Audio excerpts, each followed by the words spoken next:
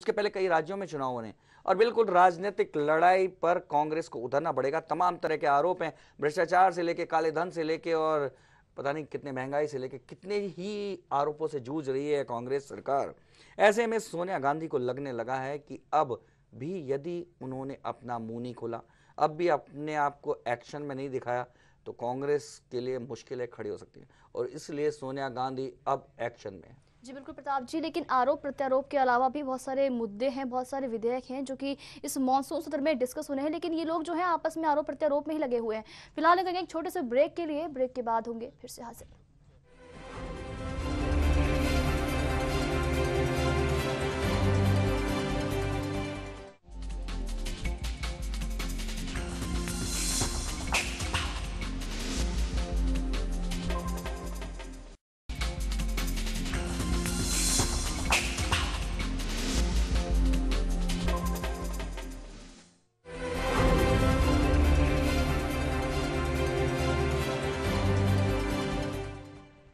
Break के बाद बने हुए हैं बड़ी खबर में। हम ब्रेक से पहले बात कर रहे थे मानसून सत्र की चुनौतियों को लेकर, तो प्रताप जी आरोप प्रत्यारोप यहाँ पर लग रहे हैं, लेकिन सबसे बड़ी बात यह है कि काफी सारे जो महत्वपूर्ण जो विधेयक हैं जो कि इस पे चर्चा यहाँ पर होनी है, चाहे वो एफडीआई का मुद्दा हो, चाहे भूमि अधिग्रहण का हो, या फिर बहुत सारे अकाल से प्रदेश जो है जो देश है वो जूझ रहा है, उसको लेकर भी यहाँ पर काफी सारी योजनाएं जो है रखी हुई है, लेकिन ये आपस में उलझ कर जो है संसद का जो समय है वो खराब करें। पूनम, इस तरह के विधेयकों की किसी को चिंता नहीं है। पहली बात तो हमने देखा है कि पिछले कई सालों से जो विधेयक आते हैं कोई पढ़ता भी नहीं है और संसद में कभी बहस होती नहीं है। यहाँ तक कि लोकपाल जैसे विधेयक की भी बहुत अच्छी बहस नहीं हुई, ना पढ़ा गया और विधेयक पास होते रहते हैं। विधेयकों की किसी को चिंता नहीं है क्योंकि इस देश में संसद में कानून बनाने के लिए जो लोग पहुँचते हैं उनको कानून का कोई अता पता ही नहीं है, पढ़ते ही नहीं है बिल्कुल।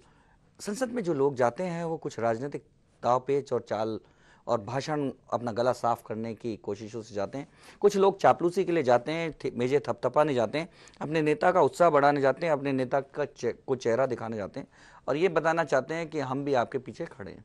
कुल मिलाकर संसद एक ऐसी जगह बन चुकी है जो कि जहां ज़्यादातर जो सांसद हैं उनको विधेयकों से मतलब नहीं है। जब ऐसी स्थिति में किसी विधेयक के बारे में सोचना बहुत, लेकिन सबसे बड़ी बात यह है कि इस बार संसद में जो तकरार शुरू हुई है कोई छोटे मोटे नेताओं के बीच में नहीं हुई है।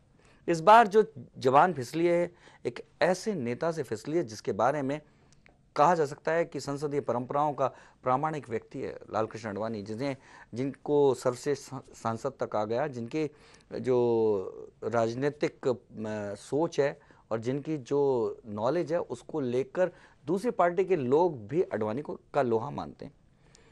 उनकी जबान से कुछ फिसल जाता है, फिसलने के बाद वो उस शब्द को वापस लेना चाहते हैं, लेकिन सोनिया गांधी जो कि कांग्रेस की बड़ी नेता हैं, जिनके प्रति दूसरे दलों में भी काफ़ी आदर है, वो उठती हैं और वो दोनों नेता आपस में उलझ जाते हैं किसी शब्द को रखने या ना रखने को लेकर, किसी शब्द को लेकर।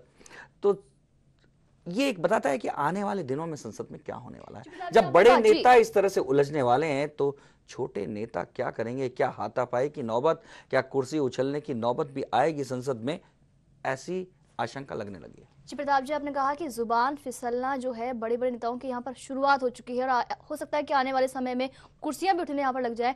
लेकिन अगर देखें सुशील कुमार शिंदे ने, जिन्होंने खुद अपनी पीठ थपथपाई, चाहे वो इलेक्ट्रिसिटी के फेलियर होने पर हो या फिर असम में जो जो दंगा यहाँ पर हुआ उसको लेकर हो, और जब बात आई जय बच्चन ने उसका जवाब चाहा तो उन्होंने कहा कि ये कोई फिल्मी माहौल या फिर कोई स्क्रिप्ट नहीं है। उनकी भी जबान फिसल गई।